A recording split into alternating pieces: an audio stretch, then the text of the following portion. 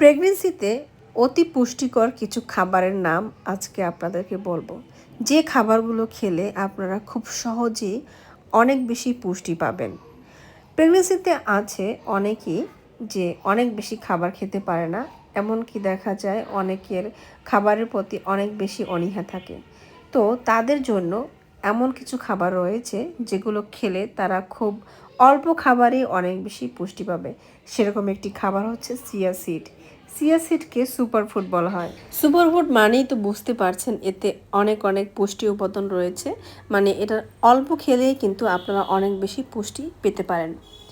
এরপরে আপনারা খেতে পারেন মিষ্টি আলু। মিষ্টি আলু কিন্তু একটি সুপারফুড। এটি আপনি বাচ্চা থেকে শুরু করে বড়রা পর্যন্ত সবাই খেতে পারবে এবং এতে অনেক বেশি পুষ্টি উপাদান রয়েছে। এছাড়াও আপনি খেতে পারেন সজনে ডাঁটা। সজনে ডাঁটাও কিন্তু সুপারফুড, এতেও কিন্তু অনেক বেশি পুষ্টি উপাদান রয়েছে।